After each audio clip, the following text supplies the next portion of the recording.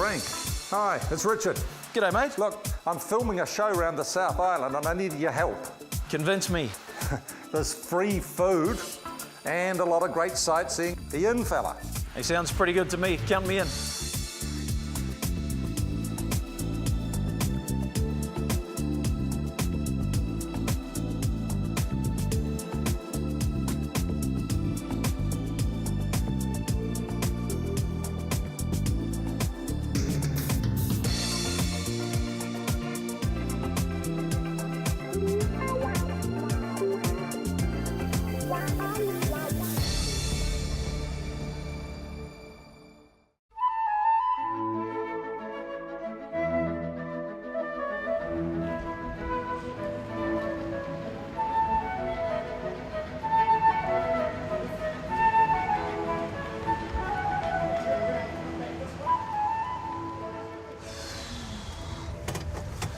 Well, fella, you know the drill. Yep. Here's the list. Thank you. Get that for me. Don't forget I got Casey Muse coming along tonight. I hope you got plenty of meat. There's plenty of meat, man. I've got a bit of tofu and Casey's turned into a vegetarian. Oh, all right. Yeah, see you, Cheers. fella.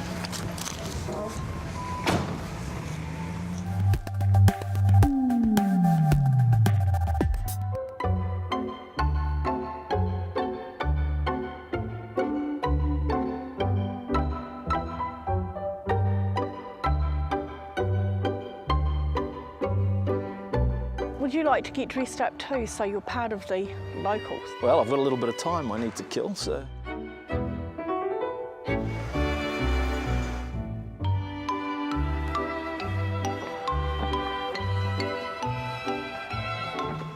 What do you think, ladies? Really great. Looks excellent. Thank you, thank you. Well, now that we've got you in the appropriate attire, would you like to have a try at riding a penny farthing? I'd love to. Hey, mister, only $2 for a shoe shine. Hey, why not?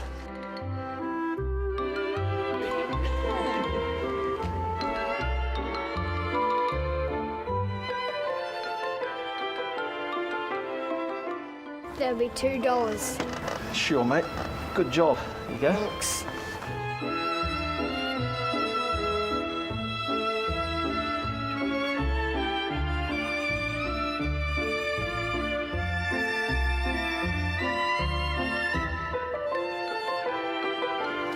Hi there. Pat sent me down for a penny farthing lesson. Well, you happen to be in the right place at the right time. Okay, Frank, we're going to do what's called a standing start. So I'm just going to get you to pull the wheel between your feet as such. Left foot up, take the handlebars, check the bell, and then just push yourself up into the seat. Like Okay. that. And I'll be holding it while you're doing that. All right. So listen, we're going to go sort of diagonally across towards that white post, Yes? and then we'll do a U-turn coming around on your left. Okay.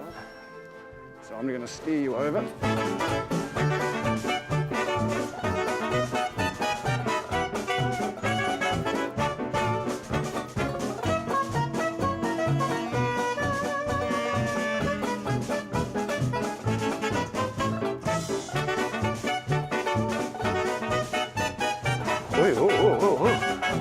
That's good. I'll just slow you down there. Whew, that was well done. You know, you got great promise. That was your first ride. You went solo, and Well, I'm back in training now.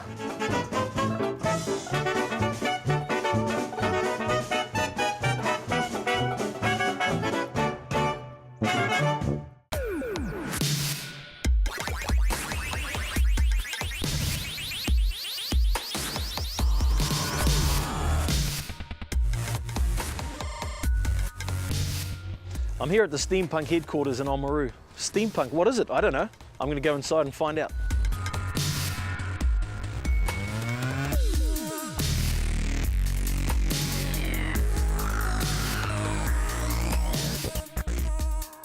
Well, Jack, I'm not exactly sure what to say. How do other people describe it? Well, I can tell you what a couple of tourists said to me on the way out of the building yesterday. A woman turned to me and said, "It's crazy, but I love it." And that really sums it up. Yes. It's a crazy You're happy with quickie. it? Yeah, I think we're really happy with that because steampunk it's a subgenre of science fiction. It's quite new. and it's about the Victorians imagining what the future would be like in terms of fantasy. So it's not real, and it's highly implausible.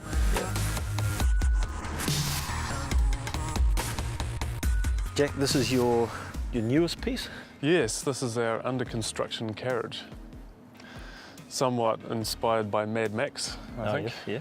Yep. And the parts, you know, the pieces that you add or take away or make, where do you get them from normally? All over the place. A lot of it is recycled, and that's one of the things that I think is great about steampunk. It's actually an art form that does recycle, that reuses things that otherwise would have been melted down or thrown out or just buried forever, that no one would ever see.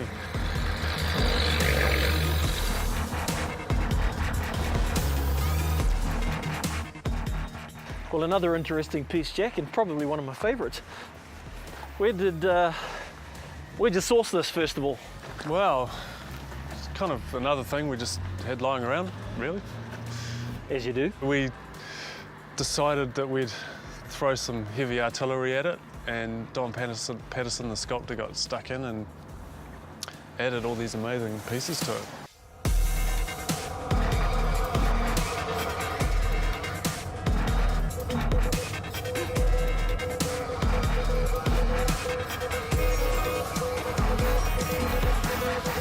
This is one of our newest ones, the HMS Hunter.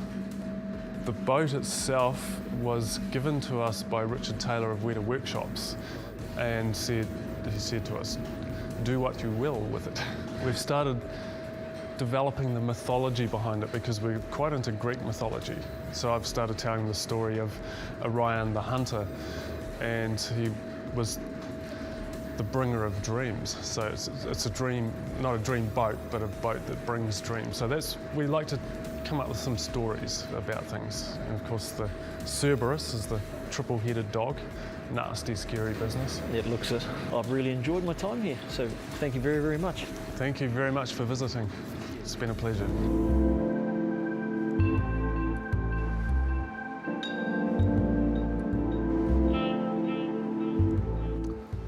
If you're heading down State Highway 1, you've got to stop in here at Meraki and check out these giant spherical boulders.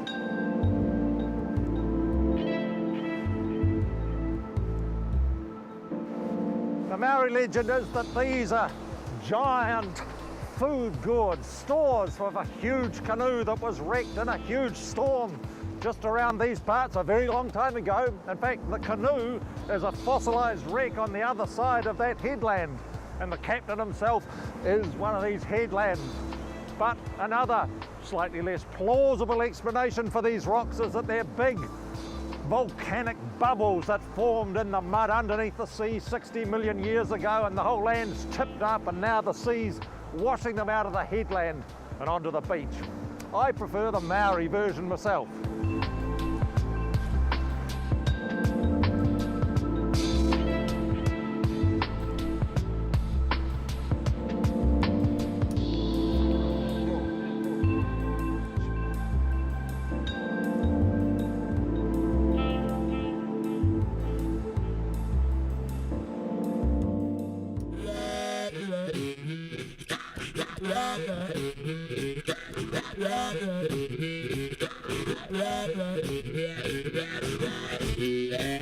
I stopped here at a little town called Kakanui.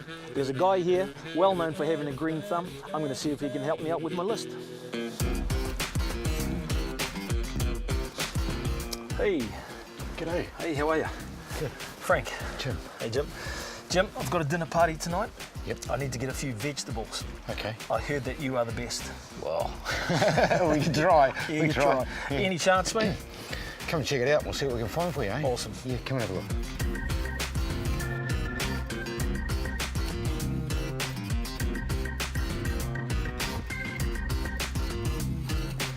What do you got in here? Well, this is Mizuno, and there's rocket, spinach, rainbow chard, lettuce, shingaku, that's the edible chrysanthemum, baby beets, they've just gone crazy.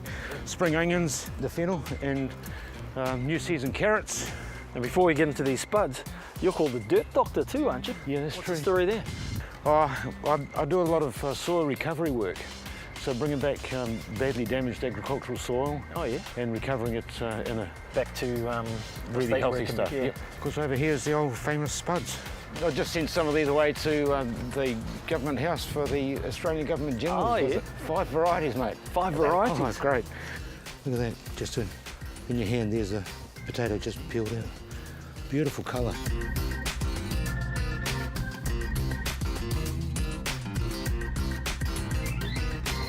Wow, man. Help yourself, mate. Try a couple of these, eh? Yeah. So what are they? Well, these are the cherry toms that I've been breeding for the last 4 or 5 years. They're very popular. Sweet. Oh, of course, the chef at Government House, he thinks these are just marvellous, wonderful flavour. Was he the same guy who takes your potatoes? Yep, he absolutely loves them. He thinks the flavour that the food that comes from here is just amazing. Last one. Yeah. So where to now, mate? Oh, I got to figure out a way to get to Dunedin. Yeah. It's on. I might hitchhike actually. Well, I'm heading that way myself tonight. Oh, yeah? Yeah, I've got a bit of business down there, so I can give you a ride if you want. Oh, it'd be great. Okay, but bit peckish. Hey, I what do you am, reckon? All right. I could eat. You reckon we could make a pizza before you go? Come on, let's We'll see do what it. we can do. That's how you make a good pizza. Right, try this. Not too much sauce, not too much cheese, and push it out to the outside there. You got a name for this? No, oh, this could be Frank's pizza. This will be. Okay, now I'm gonna pop it in, bang it in the homemade cob oven here, mate. Beautiful. Perfect.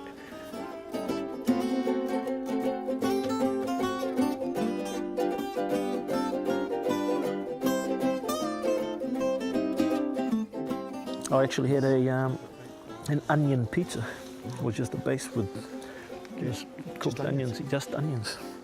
Sounded terrible, but it was beautiful. Oh, wow. Ordered it by mistake. Cool, really appreciate the lift, Jim. Oh, no worries. You might be needing these for your Oh noodles, yeah, right, mate. check those in here, mate. No worries. Sweet. Hop in. Come on.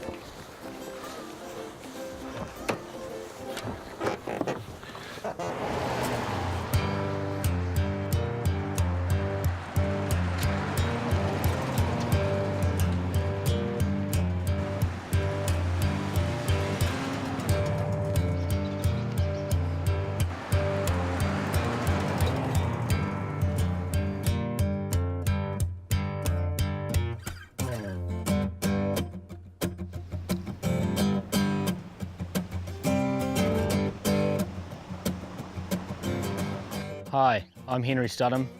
I'm 5th generation here at Te Waimeti and I farm sheep and beef with my family.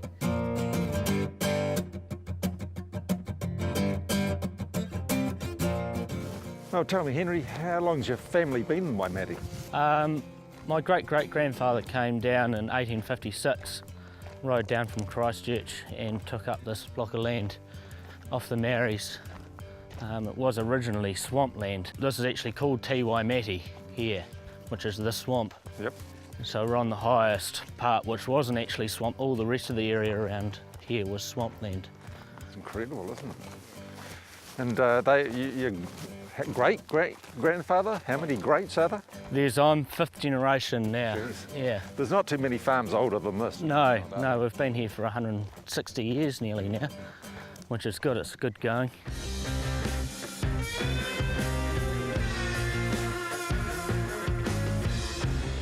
Oh, Henry, there's a lot of fantastic old stuff on this farm.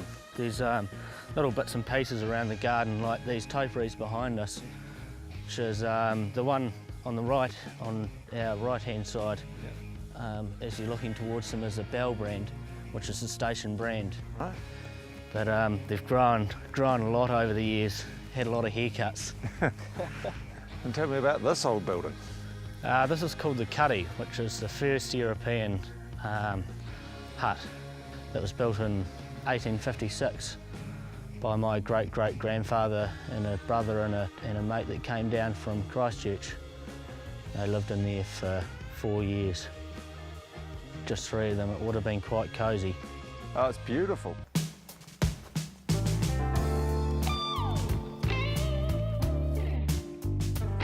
Just watch you eat here, Richard. Will do. Oh, what a beautiful old shed.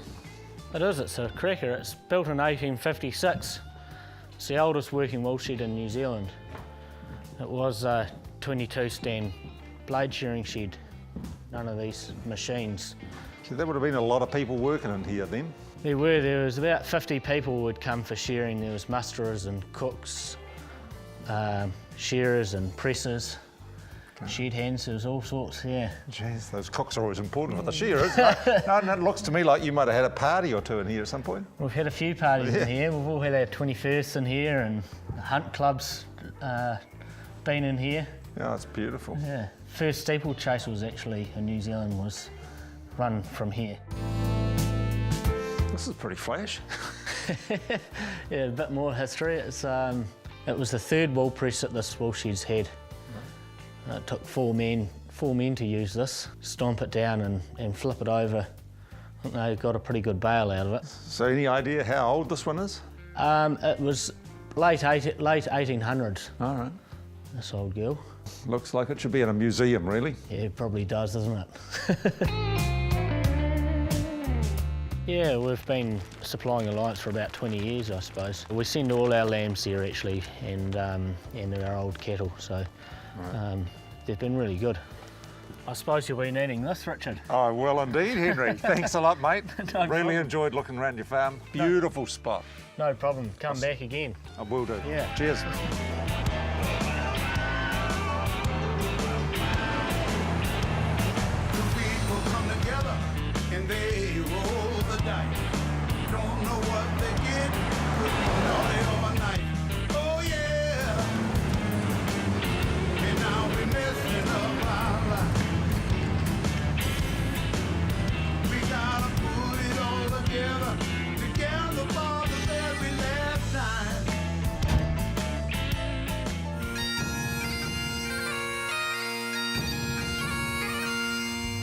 Right, here I am in Forsyth Bar Stadium, and beside me I have this beautiful piece of pure South ribeye, and I'm going to be cooking it on a barbecue. I'm cooking for a couple of All Blacks, so I thought I'd get clever and include these beautiful, plump, fresh, New Season's Bluff oysters. I'm going to get these two fused together. I'm going to make carpet bag steak. It's a cracker. I'll show you how. First thing, deal with the steak.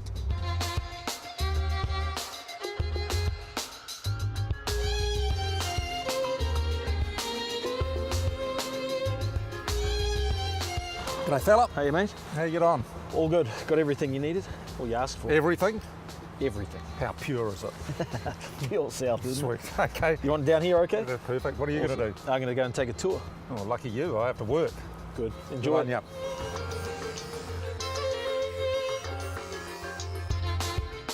Right, well, I've cut these steaks good and thick because I'm going to be making a little pocket in them, and they're going to be filled with oysters. So they need to be thick.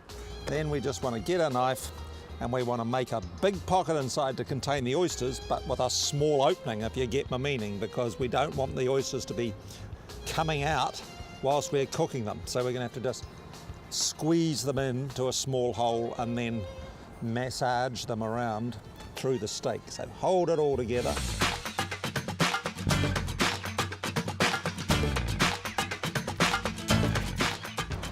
So Corin, as the operations manager, you would have been involved from the very beginning? Yeah, well, I got sort of tangled up in it probably back in 2007, 2008, I suppose. I was working down at Carisbrook, and the concept around the roof came along, and there's plenty of discussions about how they'd build this new sort of stadium. And initially, to be honest, we were involved from a turf perspective and conducted a lot of trials back at Carisbrook. Now, one of the real talking points has been the roof. Yep. You know, that's well, it's amazing actually. You sit here looking at it. It's a great structure. But what it is it's like a plastic, and I sort of try and use try and explain it like a blown up airbed. There's just a series of these cushions or airbeds that are attached to a steel structure, and they've got constant pressure which run through them. Oh, okay. So at any one given time, like I said, you hear the wee motors going, and there's just constant air being pushed through them, and that's what obviously keeps them up. You know, and at the same time, if you've got some snow on them, for argument's sake, they're sort of designed to deflate, to be honest, and there's a series of valves that would let the snow melt through the water without loading the roof too much. Excellent. And some of the concerts you've had here, I know there's some big names have passed through. Yeah, we've whipped through, we had Elton John, Aerosmith, Macklemore, Ryan Lewis, Paul Simon. I better shoot down and make sure Richard's okay. His case will be over shortly, and you know, keeping a man from his meal, you know what he's like. Right, on with it. Stuffing them with oysters. It's embarrassingly simple, but just be sure when you're sharing this recipe to make it sound hard, because that's half of the trick around cooking. So 3 oysters per steak, and look at these, aren't they beautiful, big plump oysters. A wee splash of Worcestershire sauce, a wee grind of black pepper, tiniest grind of salt, don't need much salt on the oysters. Just roll the oysters around in that Worcestershire sauce and pepper. Pick up the steak, find that tiny little hole that I've made, get my finger in there, and then follow them in with the oysters. In fact, these are pretty big steaks, and even with those pretty big oysters, I reckon I could easily have snuck another one in there. Get them in. Maybe I'll put an extra one in mine. Oysters inside, closed back up, and there you have it, a beautiful piece of pure South ribeye packed with Ocean's Bounty oysters. I'm going to rub a little bit of olive oil into the face that's going to go on the barbecue first, just to encourage sizzle. So everybody listen out, this should be a beautiful big s. So here's hoping. Pretty good actually, listen to that. Actually, I'm very happy with this barbecue. I was worried, but I like it. It's a bit hard to tell how much heat's going into it, but I'm guessing this is going to be sort of like 5 minutes on the first side and maybe 4 on the other side, so I need to be doing a few other things. So I'll keep my eye on that, and I will do the other things. I'm going to put a few of these lovely looking little potatoes onto the barbecue, find another hot spot, bit of oil on there. I've cut some of them in half, given them a bit of a boil first. Cold boiled potatoes on a barbecue, I think, are one of the greatest treats. Get those on there. Going to cook a few beans on the barbecue as well. Find a spot that's not quite so hot over the back there, put them on. Into the pan, a little bit of this beautiful beef stock. Now, the quality of this sauce comes down to the quality of ingredients, and it's often said about all sorts of things, but never cheat yourself on the stock. Get a good, well-made stock. Right, I'm going to go for it and turn this steak over. I'm going to do the same thing. A wee rub of olive oil. I just can't resist a wee grind of salt on it, and give that a bit of a rub in too. Here's hoping this is a sight for sore eyes. Oh, look at that. Perfect. Beautifully. Look, a bit of char in there. Turn the beans.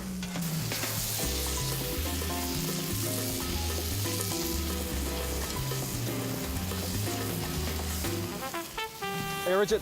Hey Frank. Found Case. Case, nice to meet you. G'day Richard, how are you mate? Yeah, very well. Grab a beer and I'll sing out when dinner's ready, eh? Cheers, thank you. So now I'm going to put the steak on the plate to rest, because resting is very important with every piece of meat cookery. In fact, there's sort of a simple rule of thumb. It should be resting for half the time that it was cooking. I'm going to add a couple of little cherry tomatoes in amongst those beans. And I'm going to add a little lovely bit of fresh garden thyme that Frank's picked up somewhere along the way.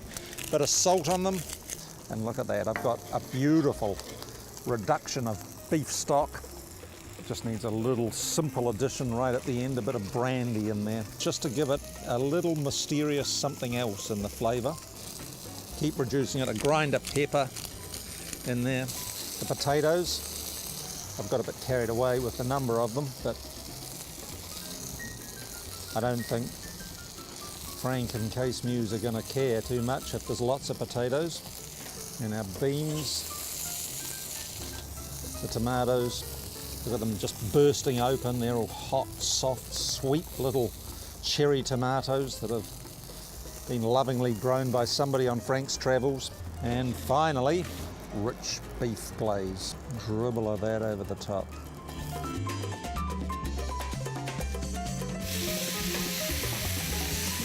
Guys, dinner's ready. Grab your plates and come and hook into it. All right. Yes, definitely. Case, that's not too small. Frank, thank you. That's fantastic.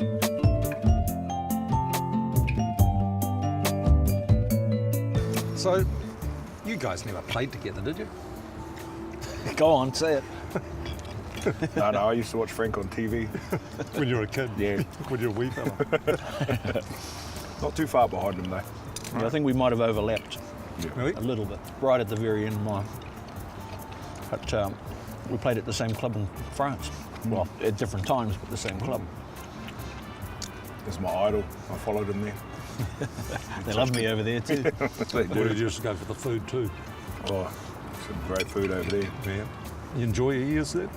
Loved it. No, I considered staying over there.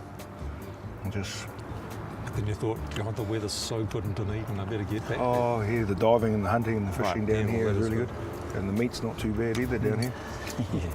Always great to catch up with you. Thanks for coming along and helping us out. I'm sure it didn't take much arm twisting when we told you what you were going to be doing. When you said free, I was there. Free steak. Oh, Tough job eating steak, isn't it? Exactly. Oh, You're the it right is. man for the great job. to catch up, bro. Good to see you guys too. Cheers.